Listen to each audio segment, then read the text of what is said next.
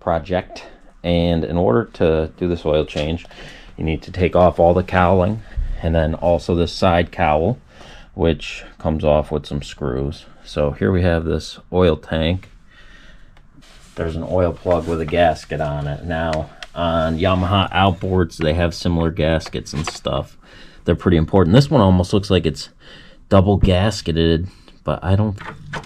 It is a 12. All right. Not too bad.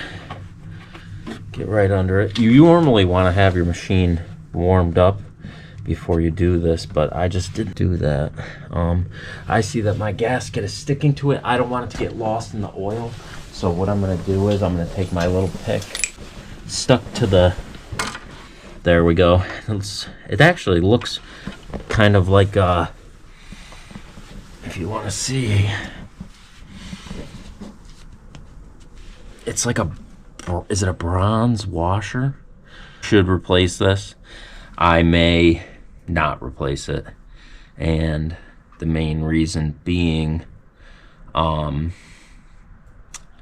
that I don't want to wait a week to get it. So if you can prep ahead of time, like I said, it's not oil out, plus there's another drain plug under the machine. To get to that drain plug, you have to remove, on this one for me, I had to remove the plastic aftermarket skid plate, and then also the metal skid plate that's under there with hex head. That's what that little plate looks like.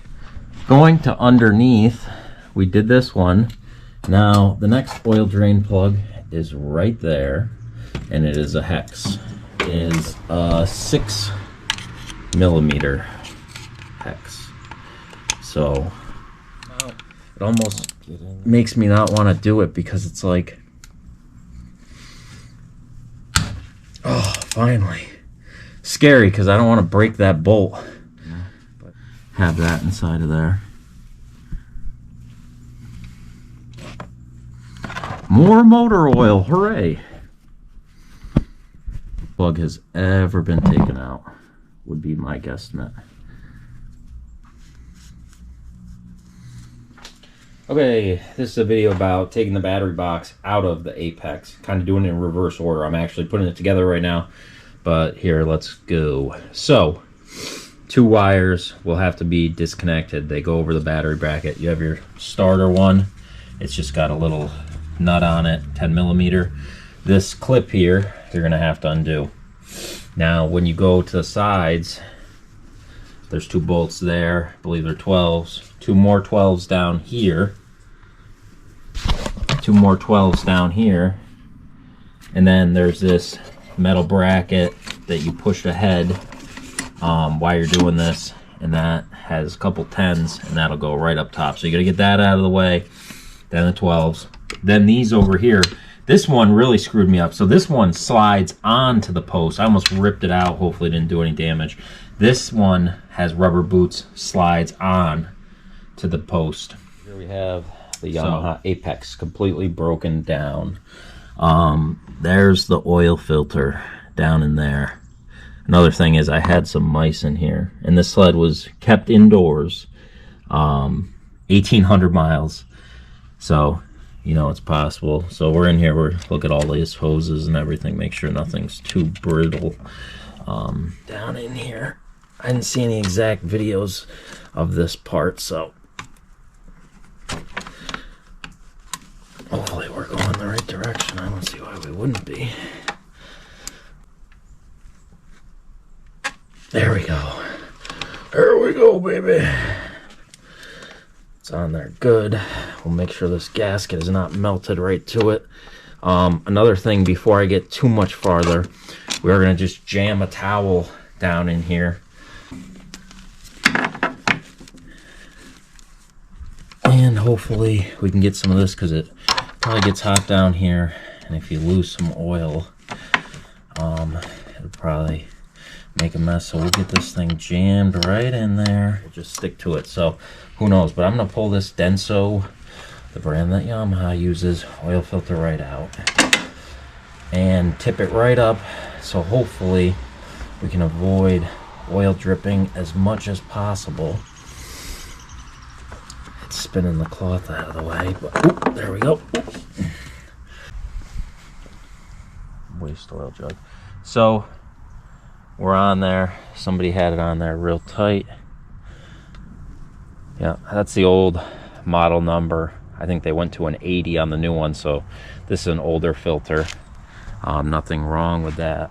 You can look right inside of it. There's a few little particles in there, but whatever. Supposedly you're good for like 12,000 miles with one of these ever.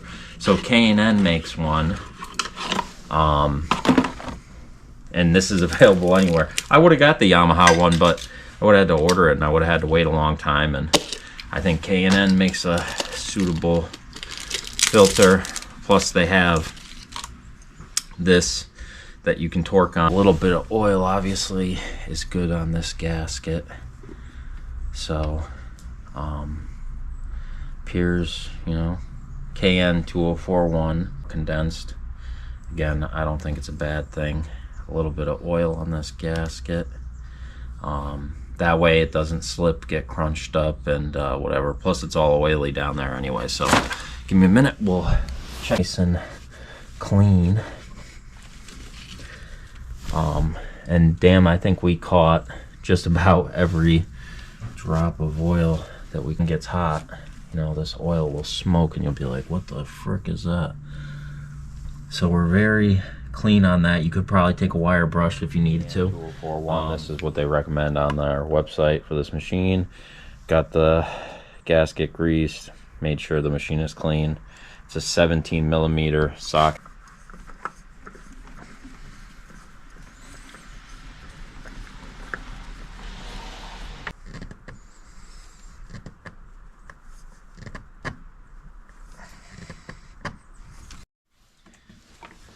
So we're using this Mobil 1 OW30 full synthetic.